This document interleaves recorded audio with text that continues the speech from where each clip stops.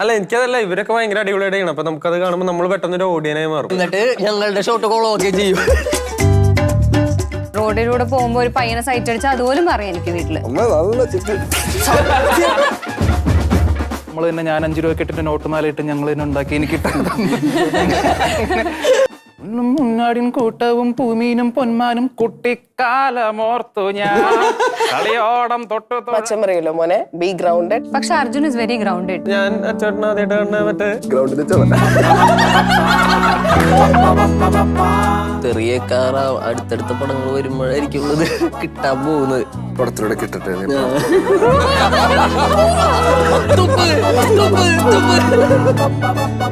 ഞാൻ നോക്കുമ്പോ വണ്ടി പാള് തന്നെ പിന്നെ മറിഞ്ഞു. പിന്നെ എന്റെ പതിക്ക് തലയൊക്കെ ഇറങ്ങി ഞാൻ പോയിരുന്നു. എനിക്ക് ഇവിടെയും ചെറിയ കുപ്പിച്ചില്ല, അറിഞ്ഞു പോലുമില്ല.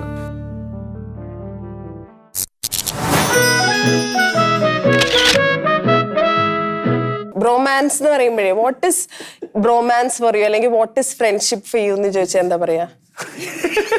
എന്റെ സംഗീതേട്ടൻ അല്ലേ? അല്ല എല്ലാരും കേട്ടോ, ഞാനിങ്ങനെ ചുമ്മാ സംഗീതം കുഴപ്പമില്ല, കൈയടിച്ചോളാം. What is friendship to you? What is friendship to you? താല്പര്യമില്ല മിണ്ടാതിരിക്കുന്നത്. നിങ്ങൾ പരസ്പരമെങ്കിലും സംസാരിക്കുന്നുണ്ട്. ചോദിക്കാം അവനോട്. ആ ഫ്രണ്ട്ഷിപ്പ് ഭയങ്കര ഇമ്പോർട്ടന്റ് ആണ് ലൈഫിൽ നമുക്ക്, അല്ലേ?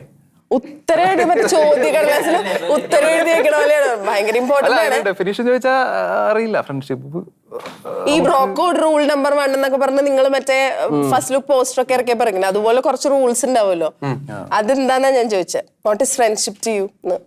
ഇപ്പൊ മലയാളത്തിൽ തന്നെ ഒരുപാട് for me what is friendship, ഞാനിപ്പോ ഇനി ആര് വിളിച്ചിട്ട് 100 തവണ ആരെങ്കിലും എന്റെ ഫ്രണ്ട്സ് വിളിച്ച് ഞാൻ 100 തവണ കോൾ എടുത്തില്ലെങ്കിലും അടുത്ത തവണ വിളിക്കുമ്പോ എന്റെ അടുത്ത് പിണങ്ങാൻ പാടില്ല. ഓ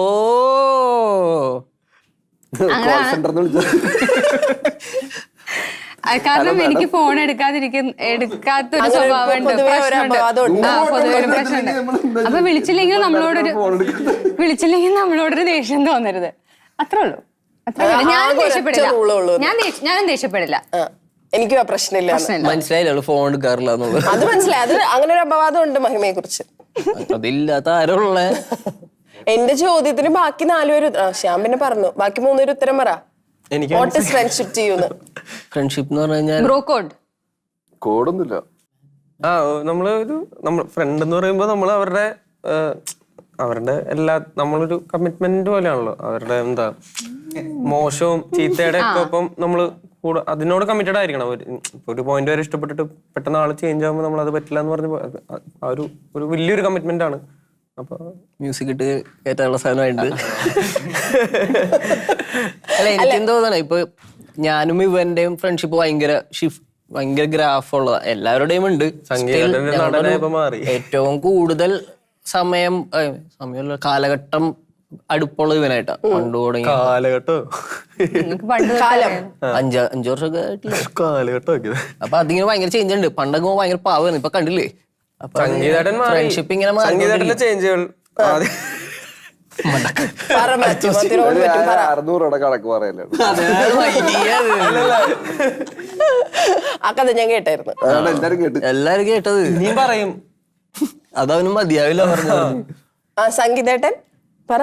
സംഗീതേട്ടന് ചേഞ്ചുകൾ അല്ല, സംഗീതേട്ടൻ നല്ലൊരു മനുഷ്യനാണ്. നല്ലൊരു മനുഷ്യനെ മാറിയതാവും. അല്ല, സിനിമയിൽ ഫ്രണ്ട്ഷിപ്പ് എത്രത്തോളം ഇമ്പോർട്ടന്റ്? ഇപ്പൊ നമ്മൾ തന്നെ ഒരുപാട് കൂട്ടുകെട്ടുകളിൽ നല്ല സിനിമകൾ വരുന്നുണ്ട് മലയാളത്തില്. സിനിമയില് ഹൗ ഇമ്പോർട്ടന്റ് ഇസ് ഫ്രണ്ട്ഷിപ്പ്? ഏറ്റവും സമാധാനമായിട്ട് പെർഫോം ചെയ്യാൻ പറ്റണത് ഓപ്പോസിറ്റ് നിൽക്കുന്ന ആള് കംഫർട്ടബിൾ ആണെങ്കിലാണ്. കാരണം നമുക്ക് ചിലപ്പോൾ ഒരു ഇംപ്രൂവൈസേഷനോ അല്ലെങ്കിൽ ഇപ്പൊ പെർഫോം ചെയ്യുമ്പോൾ തന്നെ പല സമയത്തും നമുക്ക് അഭിമുഖീകരിക്കേണ്ടി വരുന്ന ഒരു പ്രശ്നമാണ് ഇപ്പൊ ഞാൻ ചെയ്യുന്ന ഈ ആക്ട്, ഞാൻ പറയുന്ന സാധനം ഓപ്പോസിറ്റ് ആൾക്ക് എങ്ങനെ. ഇപ്പൊ ചിലർ കേട്ടില്ലേ ഇന്ന ആർട്ടിസ്റ്റിന്റെ മുമ്പിൽ എനിക്ക് അത് ചെയ്യാൻ പറ്റണ്ടായിരുന്നില്ല എന്ന് പറയുന്നത്.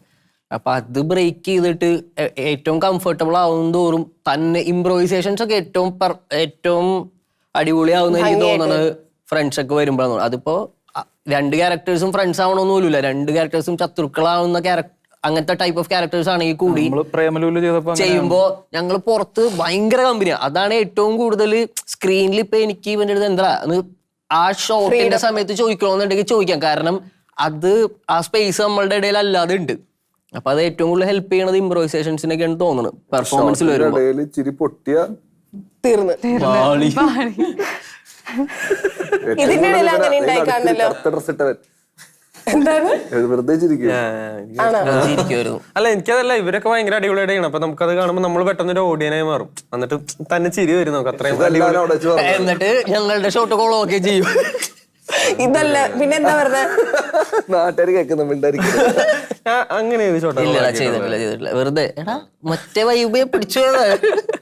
ഓക്കെ, ഫ്രണ്ട്ഷിപ്പിന്റെ കാര്യം പറയുമ്പോ മഹിമ I don't have any best friends എന്ന് മഹിമ പറഞ്ഞ് ഞാൻ കേട്ടിട്ട്. അമ്മ ഈസ് യുവർ ബെസ്റ്റ് ഫ്രണ്ട് എന്ന്. അത് എനിക്ക് ഡൈജസ്റ്റ് ചെയ്യാൻ കുറച്ച് പാടായിരുന്നു. കാരണം എന്താ വെച്ച് കഴിഞ്ഞാൽ നമ്മൾ യൂഷ്വലി അമ്മ പെൺമക്കൾ എന്ന് പറയുമ്പോൾ കല്യാണത്തിന് ശേഷം അല്ലെങ്കിൽ കുട്ടി ഉണ്ടായിട്ടൊക്കെയാണ് അമ്മയോട് നമ്മൾ കൂടുതൽ ഇന്റലക്ച്വൽ ആയ ചോദ്യങ്ങളൊക്കെ ചോദിക്കുന്നവരല്ലേ? ബുദ്ധിപരമായിട്ടുള്ള അങ്ങനെ അല്ല, എനിക്കത് ഭയങ്കര എനിക്കത് എങ്ങനെ സാധിക്കുന്നു. കാരണം മഹിമ അമ്മയാണ് ബെസ്റ്റ് ഫ്രണ്ട് എന്ന് പറഞ്ഞില്ലേ, ആ ഒരു കല്യാണത്തിന് മുന്നുള്ള സമയമൊക്കെ അങ്ങനെയല്ല. എനിക്ക് മനസ്സിലായി, മനസ്സിലായില്ലേ? അതാണ് അമ്മയാണ് ബെസ്റ്റ് ഫ്രണ്ട് എന്ന് പറഞ്ഞില്ലേ. അപ്പൊ അത് കേൾക്കുമ്പോ ഞാനും എന്റെ അമ്മയൊക്കെ ഒരു മമ്മി ആൻഡ് മീ ലൈനായിരുന്നു. അതായത് ഒന്ന് പറഞ്ഞ രണ്ടാമത്തേന് ഇടി. യൂഷ്വലി ഒരു 90% ആളുകളും അങ്ങനെ ഒരു പ്രശ്നം നിങ്ങൾ തമ്മിൽ ഉണ്ടായിട്ടേ ഇല്ല? ഞങ്ങൾ തമ്മിൽ അടിയൊക്കെ ഉണ്ടാവാറുണ്ട്, ഭയങ്കര അടിയൊക്കെ. ആക്ച്വലി എന്റെ ഫാമിലി അറ്റ്മോസ്ഫിയറെ കുറച്ച് ഡിഫറെന്റാ. ഞങ്ങൾക്കിപ്പം അവിടെ അച്ഛൻ, അമ്മ, ചേട്ടൻ, ഞാൻ എന്നുള്ള ഒരു ഡിഫറൻസ് ഒന്നും ഇല്ല. അങ്ങനെ ഒരു ഞങ്ങളെല്ലാവരും ഒരു കാറ്റഗറിയിലുള്ള ആൾക്കാരെ പോലെ ഞങ്ങൾ വീട്ടിൽ സംസാരിക്കുന്നത്. അതുകൊണ്ട് എനിക്കൊരിക്കലും അങ്ങനെ ഒരു പ്രോബ്ലം ഫീൽ ചെയ്തിട്ടില്ല. പിന്നെ അമ്മ ടീച്ചറാ, അപ്പൊ അമ്മ പഠിപ്പിക്കുന്ന സ്കൂളിൽ തന്നെ ഞാൻ 1ാം ക്ലാസ് തൊട്ട് 12th വരെ പഠിച്ചേ. അത് മാത്സ് ടീച്ചർ, ഇംഗ്ലീഷ് ടീച്ചർ ആണോ? നിങ്ങൾ ഒരുമിച്ചാണോ സ്കൂളിൽ പോയിക്കൊണ്ടിരുന്നത്? സബ്ജക്ട് എല്ലാം പഠിപ്പിക്കും. അർജുൻ ചേട്ടന്റെ അമ്മ ടീച്ചറല്ല. അപ്പൊ 12th വരെ ഞങ്ങൾ ഒരുമിച്ച് സ്കൂളിൽ പോയിക്കൊണ്ടിരുന്നത് വന്നോണ്ടിരുന്നത്. അപ്പം ഇറ്റ് ബിക്കെയിം എ റുട്ടീൻ. രാവിലെ പോകുമ്പോൾ കാര്യങ്ങളൊക്കെ പറയാ, ഉച്ചയ്ക്ക് ലഞ്ച് കഴിക്കാൻ വരുമ്പോൾ കാര്യങ്ങളൊക്കെ പറയാ. പിന്നെ എനിക്ക് തോന്നുന്നു അവരുടെ പേരന്റിങ്ങിന്റെ ഒരു ഗുണവും കൂടെ ഉണ്ടാവും. എനിക്ക് എന്തും പറയാനുള്ള ഫ്രീഡം ഉണ്ട് വീട്ടിൽ, എന്തും പറയാം. ഈവൻ നമ്മൾ റോഡിലൂടെ പോകുമ്പോൾ ഒരു പയ്യനെ സൈറ്റ് അടിച്ചാൽ അതുപോലും പറയാം എനിക്ക് വീട്ടില്. ഇറ്റ്സ് ഓക്കെ, അത് വീട്ടില് ഭയങ്കര ഓക്കെ. അപ്പം എനിക്ക് തോന്നുന്നു ആ ഒരു കംഫർട്ട് എനിക്ക് വേറെ സത്യം അതാ ഞാൻ പറഞ്ഞ ലക്കി എപ്പ അടി കിട്ടിയെന്ന് ചോദിച്ചാൽ മതി. അപ്പം അങ്ങനെ ഒരു ഫ്രീഡം എനിക്ക് അവർ തന്നതുകൊണ്ട് എനിക്ക് പുറത്ത്, കാരണം അമ്മ എന്ന് പറയുമ്പോൾ നമുക്ക് എപ്പോഴും വേറൊരാളെടുത്താകുമ്പോൾ നമ്മൾ പറയുന്നവർ തെറ്റിദ്ധരിക്കുമോ അല്ലെങ്കിൽ അവർ മോശമായി വിചാരിക്കുമോ എന്നൊക്കെ ഉള്ള ഒരു ടെൻഷൻ എപ്പോഴും ഉണ്ടാവും. ഇതാകുമ്പോൾ കുഴപ്പമില്ല, ഇനിയിപ്പോൾ തെറ്റിദ്ധരിച്ചാലും എനിക്കൊരു കുഴപ്പമില്ല. കാരണം തിരിച്ച് ഞാൻ അങ്ങോട്ട് തന്നെയാണ് പോകേണ്ട, അമ്മ ഇങ്ങോട്ട് തന്നെയാണ് വരേണ്ടത്. സോ ഇറ്റ്സ് അങ്ങനെ ഒരു സ്പേസ് അവരെനിക്ക് വീട്ടിൽ തന്നുകൊണ്ടായിരിക്കാം എനിക്ക് she is my best friend. Nice. Okay, അമ്മയുടെ കാര്യം പറയുമ്പോൾ ശ്യാമിന്റെ അമ്മയുടെ ഒരു സ്റ്റോറി ഞാൻ കേട്ടിട്ടുണ്ട്. അതായത് ശ്യാം 10th എന്തോ പഠിക്കുന്ന സമയത്ത് അയൽവക്കത്ത് എന്തോ ഉള്ള ഒരു ചേച്ചിയാണ് ഞാൻ അമ്മയുടെ അടുത്ത് പറയുന്നത്, ദേ നിങ്ങളുടെ മോനെ അവിടെ നിന്ന് മിമിക്രി പെർഫോം ചെയ്യുന്നു എന്ന്. അപ്പോൾ അമ്മ പറഞ്ഞു, അവനോ ഒരിക്കലും ഇല്ല, അവൻ 10 ആളുടെ മുഖത്ത് വെക്കാൻ പേടിയുള്ള ചെറുക്കണെന്ന്. അതെന്താ അമ്മ, അതായത് ഇപ്പൊ ഈ പറഞ്ഞ മാതിരി നമ്മൾ ഏറ്റവും കംഫർട്ടബിൾ ആയിട്ട് പെർഫോം ചെയ്യുന്ന ആൾക്കാരാണല്ലോ നമ്മുടെ പാരന്റ്സ്. അവരുടെ മുന്നിൽ ഒന്നും പെർഫോം ചെയ്യാണ്ട് ആളുകളുടെ മുന്നിൽ ഭംഗിയായിട്ട് പെർഫോം ചെയ്യാ.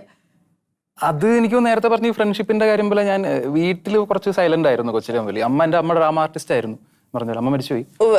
അപ്പോ ഈ പറഞ്ഞ വീട്ടിൽ ഞാൻ അങ്ങനെ അധികം കാണിക്കില്ല. പുറത്ത് നമ്മുടെ ക്രിക്കറ്റ് ഫ്രണ്ട്സ് ഉണ്ടായിരുന്നു, ക്രിക്കറ്റ് കളിക്കാൻ പോകുന്ന കൊച്ചിലുള്ള. അപ്പൊ അവിടെ നിൽക്കുന്ന സമയത്താണ് ഈ 10ാം ക്ലാസ് സമയത്ത് ഞാൻ വെറുതെ മിമിക്രി കാണിക്കും, സുരാജേട്ടന്റെ ഒക്കെ പരിപാടികൾ ഇമിറ്റേറ്റ് ഒക്കെ ചെയ്ത് കാണിക്കുമായിരുന്നു. അപ്പൊ അവരാണ് എന്നെ പിടിച്ച്, ഞാൻ കയറണം എന്ന് വിചാരിച്ചതല്ല, പെട്ടെന്ന് എന്നെ പിടിച്ചിട്ട് കുറച്ച് ഗ്യാപ്പ് കിട്ടിയ പിടിച്ച് കയറ്റിയതാ. ഞാൻ അവിടെ നിന്ന് പെർഫോം ചെയ്തു. നമ്മൾ തന്നെ, ഞാൻ 5 രൂപ ഇട്ടിട്ട് നോട്ടുമാലയിട്ട് ഞങ്ങൾ തന്നെ ഉണ്ടാക്കി എനിക്ക് അങ്ങനെയൊക്കെ ചെയ്തതാ. അപ്പോഴാണ് ഇങ്ങനെ ഒരു വീട്ടിലുള്ള ആന്റി പോയിട്ട് നിന്റെ മോനല്ലേ അവിടെ നിന്നിട്ട് മിമിക്രി ചെയ്യുന്നത്. അപ്പൊ അമ്മയ്ക്ക് വിശ്വാസം വന്നില്ല. അവനിവിടെ വീട്ടിലെ ആൾക്കാർ വന്നാൽ തന്നെ മറ്റേ ചിരിച്ചിട്ട് അകത്ത് കയറി പോകുന്ന ടൈപ്പാണെന്ന് തോന്നി. പിന്നെ അമ്മ ഒന്ന് നോക്കിയപ്പോൾ ഞാൻ അവിടെ പെർഫോം ചെയ്ത് നിൽക്കുന്ന കണ്ടപ്പോൾ അമ്മ ഇങ്ങനെ ഇതായി ഷോക്ക്. അതിന് തിരിച്ച് വീട്ടിൽ നിന്ന് എന്നോട് ഒറ്റ കാര്യം ചോദിച്ചുള്ളൂ, നീ എപ്പോഴാണ് പ്രാക്ടീസ് ചെയ്തത്? ഒന്ന് വീട്ടിൽ എന്തായാലും പ്രാക്ടീസ് ചെയ്യണമല്ലോ പെർഫോം ചെയ്യണമെങ്കിൽ. കാരണം വീട്ടിലൊന്നും പ്രാക്ടീസിങ് ഒന്നും കണ്ടിട്ടില്ല, അറിയില്ല ഞാൻ.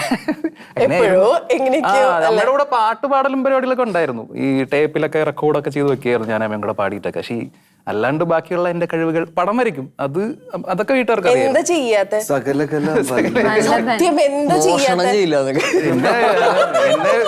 ഞാൻ ശ്രമിച്ചായിരുന്നു. അപ്പൊ അതാണ് അറിയില്ല, അങ്ങനെ ആയിരുന്നു. ഇപ്പൊ ഈ പാട്ടിന്റെ കാര്യം പറയുമ്പോഴേ, പാട്ട് പാടിയിട്ട് ഞാൻ നിങ്ങളെ ഒരുപാട് വർഷങ്ങളായിട്ട് ഇൻസ്റ്റയിലും FB-ലും ഒക്കെ ഫോളോ ചെയ്യുന്ന ഒരാളാണ്. അപ്പൊ എനിക്ക് ഭയങ്കരമായിട്ട് കണക്ട് ആവാറുണ്ട്, ലോക്കൽസിന് കണക്ട് ആവാറുണ്ട്. എനിക്ക് ഭയങ്കരമായിട്ട് കണക്ട് ആവുന്നത്, അതായത് ഈ പാട്ട് ഒരു പാട്ട് പാടി നമ്മൾ ഓർക്കാണ്ട് അടുത്ത പാട്ടിലേക്ക് പോവാ. അത് ഭയങ്കര ഇപ്പൊ ഈ ലേറ്റസ്റ്റ് അതിലേക്ക് ഏതെങ്കിലും ഒരു അഡീഷൻ ഉണ്ടോ? ഇല്ല, അത് കൊറേ ആയിട്ട് ചെയ്യലാന്ന് തോന്നുന്നില്ല. പഴയത് ഏതെങ്കിലും പാടുവോ? കൊറേ ഉണ്ടാവൂലോ, ആൾക്കാർ കേട്ട് മടുത്തതാ. ആർക്കും കേട്ടും എടുത്തിട്ടില്ല. ഓ, ഇപ്പൊ നമ്മള് പറഞ്ഞതൊന്നും ആരും കേൾക്കാത്തതായിരുന്നു.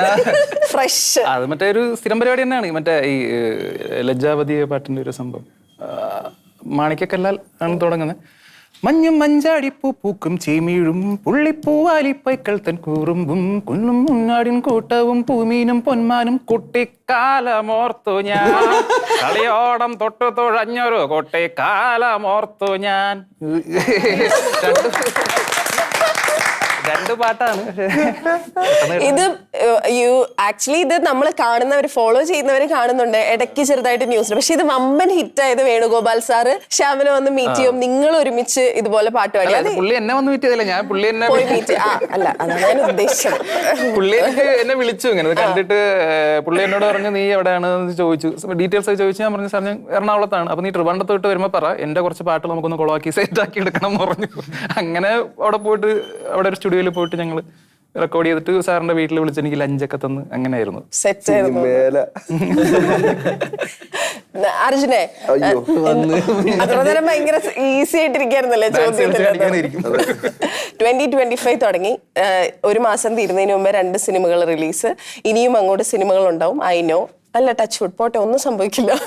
പക്ഷെ ഇപ്പം സംഭവിക്കൊന്നുമില്ല.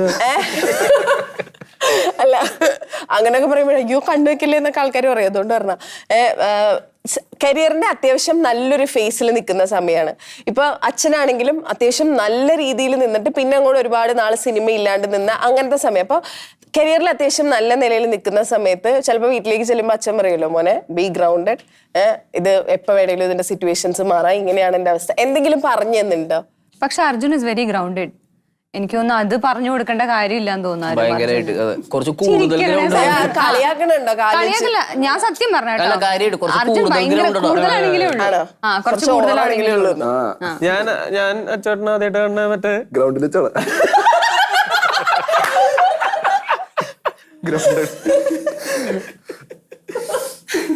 ഇത് ഞാൻ പറയട്ടെ, ബേസിക്കലി എവിടെ വെച്ചാണ് ആദ്യമായിട്ട് ഓടിച്ചിട്ട് കുമ്പളങ്ങിയുടെ റിലീസിന്റെ അന്നും ഭയങ്കര ഗ്രൗണ്ട് ഉണ്ടായിരുന്നു. അല്ല, ഞാൻ എന്നെ ആദ്യമായിട്ട് ഞങ്ങൾ മറ്റേ യൂട്യൂബ് പൊന്മുട്ട ചേരുന്ന സമയത്ത്, കോവിഡ് ഒക്കെ വന്ന സമയത്ത് ഓർമ്മയുണ്ടോ, പനമ്പള്ളി വെച്ചിട്ട് ഞാൻ മാസ്ക് ഇട്ടിട്ടൊക്കെ നിൽക്കുകയാണ്. അപ്പൊ ഞങ്ങൾ കണ്ടു അർജുനെ. അപ്പൊ ഞങ്ങൾക്ക് അങ്ങോട്ട് പോയി സംസാരിക്കാൻ പരിചയമില്ലാത്തതുകൊണ്ട് പുള്ളി ഇങ്ങോട്ട് വന്ന് ക്രോസ് ചെയ്ത് വന്ന് സംസാരിച്ചു, മച്ചാനെ എന്ന് പറഞ്ഞിട്ട്. അപ്പോഴേ മനസ്സിലായി എന്ത് മറ്റേ പാട്ടൊക്കെ ഇട്ട് ഞാൻ മെസ്സേജ് ആ സമയത്ത് റിപ്ലൈ ഒന്നുമില്ല. ഞാൻ ആദ്യമായിട്ടാണ് ഒരാളെ ഓടിച്ചിട്ട് പറ, ഞാൻ ചോദിച്ചതിന് ഉത്തരം പറഞ്ഞു. ഉത്തരമൊന്നുമില്ല. എല്ലാവരും ഫേസ് ചെയ്യുന്ന സ്റ്റേജ് തന്നെയാണ്, എല്ലാ ആർട്ടിസ്റ്റും ഫേസ് ചെയ്യുന്ന ഒരു സ്റ്റേജ് ആണ്. എപ്പോഴും ഒരു ഹൈപ്പ് ഉണ്ടാകുമ്പോൾ എന്തായാലും ഒരു ഡൗൺഫോൾ എപ്പോഴും ആർട്ടിസ്റ്റ് മാത്രമല്ല, ഏത് ആർട്ട് പരമായി ബന്ധപ്പെട്ട പരിപാടിക്ക് ഉണ്ട്. അപ്പൊ അത് നിലനിർത്തി പോവാന്നുള്ളത് നമ്മുടെ നോക്കി ശ്രദ്ധിച്ച് ചെയ്യേണ്ട. നമ്മൾ ചെയ്യുന്ന രീതി മടുക്കാണ്ട് ഓഡിയൻസിന് കീപ്പ് ചെയ്ത് കൊണ്ടുപോവാ. അപ്പോൾ അതിൽ ഞാൻ കീപ്പ് ചെയ്തെന്ന് വെച്ചാൽ എനിക്ക് ഇഷ്ടമുള്ള പടങ്ങൾ ചെയ്യുക, എനിക്ക് ഇഷ്ടമുള്ള ക്യാരക്ടേഴ്സ് ചെയ്യുക, ക്യാരക്ടർ വൈസ് റിപ്പീറ്റ് ചെയ്യാണ്ട് നോക്കുക. പക്ഷെ ഒരു ലിമിറ്റ് വരെ നമ്മൾ തന്നെയുള്ള ചെയ്യണോണ്ട് എന്തെങ്കിലുമൊക്കെ ആയിട്ട് ഉണ്ടാവും. പക്ഷെ മാക്സിമം ഇപ്പൊ കൂടുതൽ ആൾക്കാർ എനിക്ക് ഇപ്പൊ ഞാൻ ഇന്നലെ ഒരു പ്രൊമോഷൻ ഇപ്പൊ അവിടെ ചോദിച്ചാൽ എല്ലാ പടങ്ങളും കിളിപോയ ടൈപ്പ് ഓഫ് പടങ്ങളാണല്ലോ ചെയ്യണത് എന്നുള്ള ചോദ്യം. അപ്പൊ ഞാൻ ചോദിച്ചാൽ എത്ര പടം കണ്ടിട്ടുണ്ട്, ഞാൻ ആകെ കണ്ടേക്കണത് പുണ്യാളനും രോമാഞ്ചവും. ആകെ 2 പടം കുറച്ച് പടം കൂടി ഉണ്ട്, അതും കൂടി കണ്ടിട്ട് അപ്പൊ ജഡ്ജ് ഞാൻ റിപ്പീറ്റ് ചെയ്യാത്ത രീതിയിലാണ് നോക്കണേ. അപ്പൊ അത് കീപ്പ് ചെയ്തു പോവാ. പിന്നെ ബാക്കിയുള്ള നമ്മുടെ വിധി. ഈ നമ്മള് ഇപ്പൊ മൂവി റിലീസ് ആവുന്നത് വരെ ഇറ്റ്സ് യുവർ പ്രൊഡക്റ്റ്. റിലീസ് ചെയ്ത് കഴിഞ്ഞാൽ അത് നമ്മൾ ഓഡിയൻസിലേക്ക് കൊടുക്കാണല്ലോ. അത് കണ്ടു കഴിഞ്ഞാൽ ആളുകൾ കാണുന്നവരെ അഭിപ്രായം പറയും, റിവ്യൂസ് വരും, കോമന്റ്സ് വരും, അതിൽ പാട്ടിന്റെ താഴത്ത് കമന്റ്സ് വരും, അങ്ങനെ വരുമല്ലോ. ഇതിൽ എല്ലാം ഒന്നും നമ്മൾ ഉൾക്കൊള്ളില്ല ഓഫ് കോഴ്സ്. പക്ഷെ ചില കാര്യങ്ങൾ ഇത് എടുക്കേണ്ടതാണ്, ഇത് ഞാൻ മാറ്റേണ്ടതാണെന്ന് തോന്നുന്ന കാര്യങ്ങൾ ഉണ്ടാവില്ല ആസ് ആക്ടേഴ്സ്. അങ്ങനെ എന്തെങ്കിലും തോന്നി ടേക്ക് അവേ ചെയ്ത് അല്ലെങ്കിൽ മാറ്റാൻ ശ്രമിച്ച എന്തെങ്കിലും കാര്യങ്ങളുണ്ടോ? ഈ ഇടക്കിടക്ക് പടം റിലീസ് ചെയ്യണ കാര്യം നിർത്താം. കുറെ പേര് മെസ്സേജ് അയച്ചിട്ടുണ്ട്. ആക്ച്വലി ഈ പടങ്ങളൊക്കെ ചെയ്തത് ഇപ്പൊ അടുപ്പിച്ച് 2 പടമൊക്കെ റിലീസ് ചെയ്തില്ലേ. ഈ പടം ഒരു വർഷം മുമ്പ് 2 വർഷം മുമ്പൊക്കെ ചെയ്ത പടങ്ങളാണ്. ബിഗ് ബഡ്ജറ്റ് പടങ്ങൾ ഉള്ളതുകൊണ്ട് എന്റെ പടം ഇറക്കാൻ ഒരിക്കലും ഗ്യാപ്പ് തപ്പി വന്നപ്പോ എല്ലാം ഒരുമിച്ച് ഒരു ഗ്യാപ്പിലായി പോയി. അപ്പൊ അത് അല്ലാണ്ട് ബാക്കി കമന്റ്സ് ഒന്നും വായിക്കാറില്ല. ചിലപ്പോ കമന്റ് വായിക്കാത്ത കൂട്ടത്തിലാണ്. തറച്ചു കയറിയ പണി പാളും. I totally get it. എനിക്ക് മനസ്സിലാവും. പറയുന്നവര് പറയട്ടെ എന്നുള്ള രീതി. അങ്ങനെ എന്തെങ്കിലും ഉണ്ടോ? ഇല്ല, എനിക്ക് അങ്ങനെ വന്ന് തുടങ്ങിയിട്ടല്ലേ ഉള്ളൂ. തെറിയേക്കാറ അടുത്തടുത്ത പടങ്ങൾ വരുമ്പോഴായിരിക്കും ഉള്ളത് കിട്ടാൻ പോകുന്നത്. ഈ പടത്തിലൂടെ കിട്ടട്ടെ.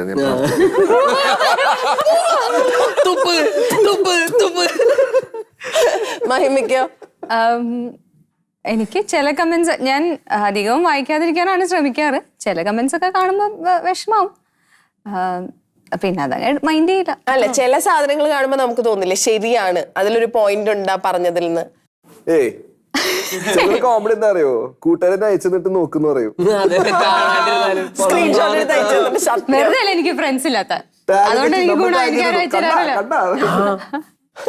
എനിക്ക് എന്നിട്ടും വന്നു കേട്ടോ കമന്റ്, റിപ്പീറ്റ് ആവരുത് എന്നൊക്കെ പറഞ്ഞോണ്ട് ഇപ്പോഴേ ഒരുപാട് മര്യാദ ഇപ്പോഴേ പറയണ്ട്. ഇനി ഈ ബോഡിയെ പറ്റി എന്തോ കമന്റ് വന്നു സമയത്ത് ഓർമ്മയില്ലേ? ഏതാ പ്രേമലു സമയത്ത് നീ ഷർട്ട് ഇടാണ്ടിരിക്കുന്ന സീനിനെ പറ്റിട്ട് അങ്ങനെ ശരീരം ശ്രദ്ധിക്കണം, ഇനി റിപ്പീറ്റ് ആവരുത്. ഞാൻ ഒന്ന് തുടങ്ങിക്കോട്ടെ, എന്നിട്ട് എന്തായാലും ഈ പറഞ്ഞ പോലെ കമന്റ്സ് ഭയങ്കര. ഇപ്പൊ ഈ ആക്സിഡന്റ് നടന്നപ്പോഴും കുറെ കമന്റ്സ്, ആളുകള് എക്സാക്ട് സിറ്റുവേഷൻ അറിയാതെ. അപ്പൊ അവരെയും കുറ്റം പറയാൻ പറ്റില്ല. കാണുന്ന ചിലപ്പോ ഒരു ക്ലിപ്പ് ചെയ്യുന്നൊക്കെ ആയിരിക്കും അവരെന്താണ് നടന്നിട്ടുണ്ടാവുക എന്ന് ജഡ്ജ് ചെയ്യണം. ഞാനിപ്പോ ഒരു പോസ്റ്റ് ഇട്ടപ്പോ തന്നെ പിറ്റേ ദിവസം എന്താണ് കുറെ ആളുകൾ ടെൻസ്ഡായി, എന്താണ് ആള് പോയി എന്ന് വരെ ന്യൂസ് ഇറങ്ങിയിട്ടുണ്ടായിരുന്നു ഞാൻ. അപ്പോ നമ്മുടെ അതായത് നമ്മുടെ ഫ്രണ്ട്സ് ആണ്, പക്ഷെ ക്ലോസ് അല്ലാത്തവരുടെ ഒന്നും കോൾസ് ഒന്നും എടുക്കാൻ പറ്റുന്നുണ്ടായില്ല. അപ്പൊ ഞാൻ ഒരു പോസ്റ്റ് ഇട്ടു, ഇതാണ് അവസ്ഥ, വലിയ കുഴപ്പങ്ങളില്ല, എന്നതൊക്കെയാണ് എന്ന് പറഞ്ഞപ്പോ അതിന്റെ ഇടയിൽ തെറി. അതായത് നിങ്ങൾ അവിടെ ഉള്ളവരെ നോക്കിയായിരുന്നു എല്ലാവരെയും.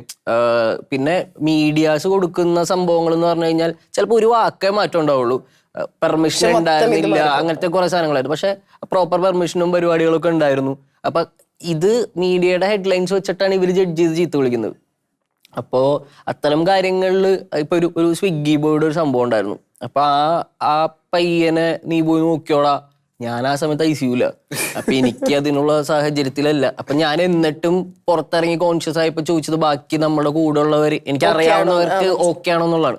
നമുക്ക് അതാണ് പോസിബിൾ ആയിട്ടുള്ളത്. പിന്നെ എല്ലാവരും മനുഷ്യരാണ്, എല്ലാവരും അന്വേഷിക്കുന്നുണ്ടാവും. ആരെയും അവിടെ ഒരാൾ താഴെ വീഴുന്നത് കണ്ടിട്ട് നടന്ന് കാണാതെ പോവില്ല. ഒരാൾ എടുക്കാനുണ്ടായിട്ടുണ്ടാവും അവിടെ. പിന്നെ എന്തെങ്കിലും അവർക്ക് ഹേർട്ടായിട്ടുണ്ടെങ്കിൽ അതിന് വേണ്ട കാര്യങ്ങളും അവിടെ എല്ലാവരും ചെയ്തിട്ടുണ്ടായിരുന്നു. അപ്പൊ അത്രേ നമുക്കും ചെയ്യാൻ പറ്റുള്ളൂ. പക്ഷെ നമ്മള് ഒന്ന് ആലോചിച്ച്, നമ്മൾ ഹോസ്പിറ്റലിൽ ഡൗൺ ആയിട്ട് കിടക്കുമ്പോൾ നമുക്കെതിരെ ചീത്ത വരിക എന്ന് പറയുമ്പോൾ നമ്മൾ കൂടുതൽ ഇൻസെക്യൂർ ആവുക, ഡാർക്ക് ആവുക എന്ന് പറയുന്ന സംഭവങ്ങൾ വരും. മാത്യു വായിക്കാതിരിക്കുക, മാക്സിമം വായിക്കാതിരിക്കുക. സത്യം, that works. Mathew, is there something അങ്ങനെ കമന്റ്സ് എന്തെങ്കിലും പെട്ടെന്ന് ഇമോഷണൽ ആയി പോയി. പണ്ടത്തെ ഒരു കമന്റിന്റെ ഓർമ്മയിലേക്ക് പോയി. അല്ല, കമന്റ്സ് വായിക്കാറുണ്ട്, എല്ലാം വായിക്കാറുണ്ട്. അല്ല, അതിൽ നിന്ന് എന്തെങ്കിലും ടേക്ക് അവേ ചെയ്യാറുണ്ടോ? മാറ്റണം, വായിക്കാറുണ്ട്, കമന്റ്സ് വായിക്കാറുണ്ട്, എല്ലാം വായിക്കാറുണ്ട്. അല്ല, മാറ്റണം എന്ന് വാലിഡാന്ന് തോന്നുന്ന ഒരു ഇതാണെങ്കിൽ ശ്രമിക്കാറുണ്ട്. ശ്യാമേ? ഞങ്ങൾ ഈ മറ്റേ പൊന്മുട്ട ചെയ്തിരുന്ന സമയത്ത് ഈ കമന്റ് ഭയങ്കരമായിട്ട് വായിക്കുമായിരുന്നു. കാരണം കരിക്ക് ഭയങ്കര പോപ്പുലർ ആയിട്ട് വന്ന സമയത്താണ് ഞങ്ങൾ പൊന്മുട്ട എന്ന് പറഞ്ഞ പുതിയൊരു ചാനൽ കൊണ്ട് വരുന്നത്. അപ്പൊ ആ സമയത്ത് എന്ത് യൂട്യൂബ് മലയാളം കോമഡി വന്നാലും ആൾക്കാർ വന്നിട്ട് നീ കരിക്ക് കോപ്പി അല്ലടാ, നാണോ ഇല്ലടാ എന്ന് പറഞ്ഞിട്ട് തെറിയൊക്കെ വന്നിട്ടുണ്ട്.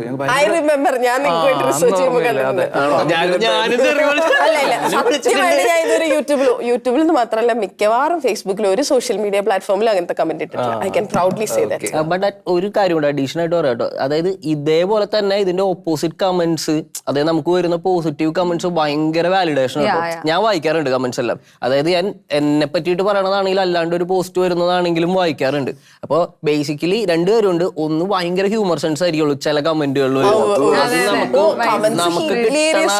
നമ്മുടെ ടൈമിങ്, നമ്മുടെ കോമഡി, നമ്മുടെ കൗണ്ടേഴ്സിനൊക്കെ ഹെൽപ്പ് ചെയ്യും. അതേപോലെ തന്നെ നമ്മളെ പറ്റി പറയുന്ന നല്ല കാര്യങ്ങൾ ഭയങ്കര വാലിഡേഷനും കിട്ടാറുണ്ട്. അപ്പൊ ആ സമയത്ത് ഈ പറഞ്ഞ പോലെ കമന്റ്സ് ഒക്കെ വായിച്ച് കുറെ നെഗറ്റീവ് ഒക്കെ അടിച്ചിട്ടുണ്ട്. അപ്പൊ ഞാൻ എന്റെ കൂടെ ജിജോ എന്ന് പറഞ്ഞ് ജിജോക്ക് ഭയങ്കര വിഷമം വരുമായിരുന്നു. എന്തിനാണോ നമ്മളിങ്ങനെയൊക്കെ പറയണേന്നൊക്കെ പറഞ്ഞിട്ട് ഭയങ്കര. എന്ത് ചെയ്തിട്ടാണ്? പിന്നെ ഒരു പോയിന്റ് കഴിഞ്ഞപ്പോ ഞങ്ങളുടെ വീഡിയോസ് കുറച്ച് റീച്ച് ആയി തുടങ്ങിയ സമയത്ത് അതേ ആൾക്കാരൊക്കെ തന്നെ മാറി, അതേ സെയിം ആളൊക്കെ വന്നിട്ട് മാറ്റി പറഞ്ഞിട്ടുണ്ട്. ഞാൻ അന്നും അങ്ങനെ പറഞ്ഞതിൽ എനിക്ക് വിഷമം ഉണ്ടെന്നൊക്കെ പറഞ്ഞ് കമന്റ് വന്നിട്ടുണ്ട്. അപ്പൊ മനസ്സിലായി അത്രേ ഉള്ളൂ, നമ്മള് മാക്സിമം നമ്മുടെ പരിപാടി വൃത്തിക്ക് ചെയ്യാൻ ശ്രമിക്കുക എന്നുള്ളതാണ്. പിന്നെ കുറെയൊക്കെ നമ്മൾ വായിച്ചില്ല എന്ന് പറഞ്ഞാലും അറിയാണ്ടൊക്കെ വരും ചിലപ്പോ, ഈ പറഞ്ഞ പോലെ ആരെങ്കിലും എടുത്ത് വായിച്ചു വരും. ഇപ്പൊ സിനിമയില് സിനിമയിൽ എത്തുന്നതിന് മുന്നേ തന്നെ ഷോർട്ട് ഫിലിംസ് ചെയ്തിട്ടുണ്ട്, ഷോർട്ട് വീഡിയോസ് ചെയ്തിട്ടുണ്ട് ഇല്ലേ? അതുപോലെ ഇപ്പൊ സ്മ്യൂളിൽ അത് പറയാം. ഏറ്റവും സീനിയർ 15 വർഷം എന്ന് പറഞ്ഞില്ല, എന്റേത് 1991 ഞാൻ ആദ്യമായിട്ട് സിനിമ അഭിനയിക്കുന്നത് കിലുക്കത്തിൽ. അപ്പൊ അമ്മ ഉണ്ടായിരുന്നു അല്ലെ, അമ്മയുടെ കൂടെ. സീനിയറാ. അപ്പം സിനിമയില് ആക്റ്റീവായി തുടങ്ങുന്നതിന് മുമ്പ് ഇതുപോലെ ഒരുപാട് കാര്യങ്ങൾ ചെയ്തിട്ടുണ്ടല്ലോ. അപ്പം ഡസ് ഇറ്റ് ആക്ച്വലി ഹെൽപ്പ് ഒരു സിനിമയോട് ഭയങ്കര സ്നേഹമുള്ള ഇഷ്ടമുള്ള ഒരാൾക്ക്, സിനിമയിൽ കയറണം എന്ന് ആഗ്രഹമുള്ള ആൾക്ക് ഇതുപോലെ നമ്മൾ ആക്റ്റീവായിട്ട് ഇപ്പൊ സോഷ്യൽ മീഡിയ പ്ലാറ്റ്ഫോമുകളിലൊക്കെ ആക്റ്റീവായിട്ട് നിൽക്കുന്നത്, ഡസ് ഇറ്റ് ആക്ച്വലി ഹെൽപ്പ്? അത് അങ്ങനെ എല്ലാവർക്കും അത് വർക്കാവും എനിക്ക് അറിയില്ല, അത് ഓരോരുത്തരുടെ ഇതനുസരിച്ചിട്ട്. എനിക്ക് മെയിനായിട്ട് ഞാനൊരു പറഞ്ഞ പോലെ 2015 ജോലി കളഞ്ഞതിന് ശേഷം ഞാനൊരു സെൽഫ് കോൺഫിഡൻസ് ഡെവലപ്പ് ചെയ്യലായിരുന്നു. ഈ പറഞ്ഞ പോലെ അപ്പോഴേ ഞാൻ കയറി എന്നാൽ പിന്നെ ഇനി സിനിമയിൽ ചാൻസ് ചോദിക്കാന്ന് പറഞ്ഞിട്ടല്ല നിന്ന്.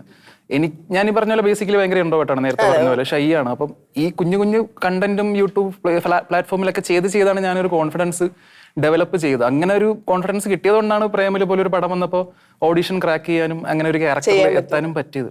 അപ്പൊ ഞാനെപ്പോഴും പറയുന്നത് പ്രിപ്പയർ ചെയ്തോണ്ടിരിക്കുക എന്നുള്ളത് ആക്ടേഴ്സ് മെയിനായിട്ട് ചെയ്യേണ്ട ഒരു കാര്യമാണ്. ഓക്കെ. ഇനി ഏതാണ്ട് നമ്മൾ ഇന്റർവ്യൂ വൈൻഡപ്പ് ചെയ്യുവാണ്. അപ്പോൾ ഇനി ഒരു 10-15 വർഷങ്ങൾക്ക് കഴിഞ്ഞ് നമ്മൾ ആരെങ്കിലും ഒക്കെ മീറ്റ് ചെയ്യാൻ നോക്കിയൊരു ഇന്റർവ്യൂവിന് അപ്പൊ ബ്രോമാൻസിനെ കുറിച്ച് ചോദിച്ചാൽ അപ്പൊ പറയുന്ന ഒരു മെമ്മറി, അതായത് അത്രയും ഓർമ്മയിൽ നിൽക്കുന്ന ബ്രോമാൻസിന്റെ ഷൂട്ടിന്റെ ഇടയിൽ എപ്പോഴെങ്കിലും ഉണ്ടായ ഒരു മെമ്മറി പറഞ്ഞ് അവസാനിപ്പിക്കും. അതിനൊരിക്കലും മറക്കാൻ പറ്റില്ല അല്ലേ? ആണോ? ഇവിടെ രക്ഷപ്പെട്ടത് ഞാൻ രക്ഷപ്പെട്ടത്. അതെ, ഞാൻ ഉണ്ടായിരുന്നില്ല. അപ്പൊ എനിക്ക് വെളുപ്പാങ്കാലത്തെ കണ്ട് എന്നോട് അഖിലയുടെ കണ്ട് ഫസ്റ്റ് റൗണ്ട് പോയി, സെക്കൻഡ് റൗണ്ട് ഞാൻ വെറുതെ പറഞ്ഞു സീറ്റ് ബെൽറ്റ് ഇട്ടോ.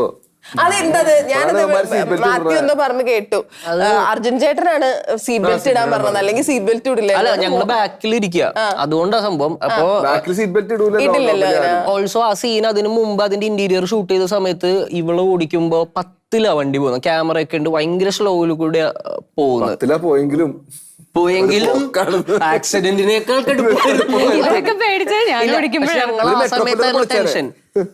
ഞങ്ങൾ ആ സമയത്തായിരുന്നു ടെൻഷൻ. ലൈക്ക് പക്ഷെ അവള് നീറ്റായിട്ട് ഓടിക്കുന്നുണ്ട് കേട്ടോ, നമ്മളുടെ ടെൻഷനാ.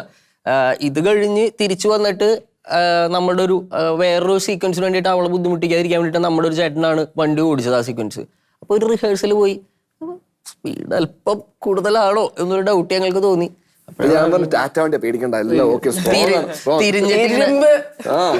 അർജുനായിട്ട് രണ്ടാമത്തെ തൊട്ട് മുമ്പ് ഇങ്ങനെ തിരിഞ്ഞിട്ട് സീറ്റ് ബെൽറ്റ് ഇട്ടേക്കണമെങ്കിൽ എനിക്ക് ഫ്രണ്ടിലിരിക്കുമ്പോ പോലും സീറ്റ് ബെൽറ്റ് ഇടണേൽ ഒരു അസ്വസ്ഥത ഉണ്ട്. അതുകൊണ്ട് ഞാൻ മിക്കപ്പോഴും ബാക്ക് സീറ്റിൽ ഇരിക്കാറുള്ളൂ. ഞാൻ എന്നിട്ട് ഇങ്ങനെ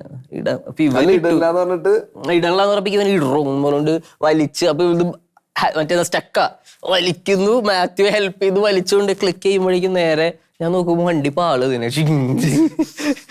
പിന്നെ മറിഞ്ഞു.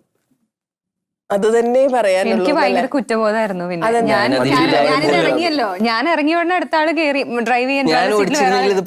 അങ്ങനെയല്ല, ഞാൻ കാരവാനിൽ പോയ ഉടനെ നമ്മുടെ സുധർമ്മൻ ചേട്ടൻ വിളിച്ചിട്ട് പറഞ്ഞ് വണ്ടി ചെറുതായിട്ടൊന്ന് പാളിട്ടോ, കുറച്ച് സീരിയസ് ആണ്, എല്ലാരെയും ഹോസ്പിറ്റലിൽ എടുത്തോണ്ട് പോയി, മൈമ റൂമിൽ പോക്കോ. ഞാനെന്നിട്ട് എന്ത് ടെൻഷൻ എന്താണെന്നറിയോ, ആൾക്കാർ പറയില്ലേ ഇതെന്താ ഇവള് കറക്റ്റ് സമയത്തിന് രക്ഷപ്പെട്ടു, ഇവര് പെട്ടുപോയി എന്നൊക്കെ പറയില്ലേ. അപ്പൊ ഞാനിങ്ങനെ ഞാനും കൂടെ ഉണ്ടാവണായിരുന്ന വണ്ടിയിൽ എന്നൊക്കെ ഇവർക്ക് മാത്രം സംഭവിച്ചു പോയില്ല എന്നൊക്കെ എനിക്ക് ഭയങ്കര കുറ്റബോധം. ഞാനും ഓടി ഹോസ്പിറ്റലിലോട്ട് വരുന്ന സമയം എൻ്റെ അടുത്ത് ഹോസ്പിറ്റലിലോട്ട് വരണ്ട, മീഡിയം എല്ലാവരും ഉണ്ടാവും, ഇപ്പൊ വെറുതെ ഒരു ഇഷ്യൂ വരണ്ട. ഞാൻ പറഞ്ഞില്ല എനിക്ക് കാണണം എന്ന് പറഞ്ഞാൽ ഞാൻ ഓടി വരുമ്പോൾ ഒരാൾ ചിരിച്ചുകൊണ്ട് മറ്റേ ഐസിയൊന്ന്, അല്ല അർജുൻ ഇതിലും ഭേദം നീ ഓടിക്കുന്നതായിരുന്നു. എന്നിട്ട് പിന്നെയാണ് എല്ലാരും പ്രശ്നമില്ലാന്ന് മനസ്സിലായി. എനിക്ക് എന്തായാലും അല്ല നിനക്ക് ആക്ച്വലി അമ്മേ എനിക്ക് പേടി തിരിഞ്ഞു നോക്കാൻ. കാരണം ഇതിലൊക്കെ പൊട്ടിയിട്ടുണ്ട്. എന്തൊക്കെ അല്ല, ഞാൻ പിന്നെ എന്താ വെച്ചാല് പെട്ടെന്ന് ചാടി ഇറങ്ങി എന്താ ബാക്കി ചെയ്യാന്നുള്ള പരിപാടി ആക്കി. ഞാൻ ചാടി ഇറങ്ങിയപ്പോഴേക്കും വണ്ടി ഓടിച്ചേട്ടൻ പറഞ്ഞ് എന്നെ ചാടി ഇറക്കിയിട്ട് വണ്ടി തള്ളി നേരെ ഇട്ടാ മതി എന്നുള്ള സീനൊക്കെ. പിന്നെ ഇറങ്ങി തള്ളി നേരെ ഇട്ട് ആൾക്കാർ നോക്കിക്കൊണ്ടിരുന്നു. അപ്പൊ എല്ലാത്തോണ്ട് നേരെ ആക്കി. പിന്നെ എന്റെ പതുക്കി തലയൊക്കെ ഇറങ്ങി ഞാൻ പോയിരുന്നു. എനിക്ക് ഇവിടെയും ചെറിയ കുപ്പിച്ചില്ല, അറിഞ്ഞുപോലുമില്ല. അപ്പൊ നോക്കിയപ്പോ രണ്ടുപേരും കാണാനില്ല. അപ്പൊ എനിക്ക് ടെൻഷൻ ഇവന്മാരെ കാണാത്തപ്പോ പിന്നെ ഞാൻ എന്നെയും കൊണ്ട് ഏതോ ഹോസ്പിറ്റലിൽ പോകാൻ ഞങ്ങൾ ഇറങ്ങി ഞങ്ങൾ തന്നെ കേട്ടോ പോയത്, നടന്ന് അങ്ങനെ തന്നെ പോയി. ഇവർക്ക് ചെറിയ ഇഷ്യൂ ഉള്ളൂ എന്ന് പറഞ്ഞാൽ പിന്നെ നോർമലായി വലിയ സീരിയസ് ഇഷ്യൂ ഒന്നും ഇല്ല എന്നുള്ള കാര്യം മനസ്സിലാക്കിയപ്പോ അറിഞ്ഞത് സമാധാനമായി. ഇല്ല, ഞാൻ ഇവിടെ ഉണ്ടായല്ലോ പട്ടി. നിനക്ക് വലുതെന്തോ വരാനുള്ളത് ഇങ്ങനെ പോയത് അയച്ചാ മതി. ഓക്കെ, അപ്പൊ നമ്മളെ ഇന്റർവ്യൂ വൈൻഡപ്പ് ചെയ്യാണ്. ആ പാട്ടിൽ കണ്ട അതേ വൈബില് ഇപ്പൊ ഈ ഇന്റർവ്യൂവിൽ ഉണ്ടായിരുന്ന പോലെ നിങ്ങളുടെ ഈ അലമ്പിലൊക്കെ സിനിമയിലും ഉണ്ടാവട്ടെ. സിനിമ വൻ അല്ല, അലമ്പ് നല്ലല്ലേ, സിനിമയിലും ഉണ്ടാവട്ടെ. Thank you so much and all the best. Thank you.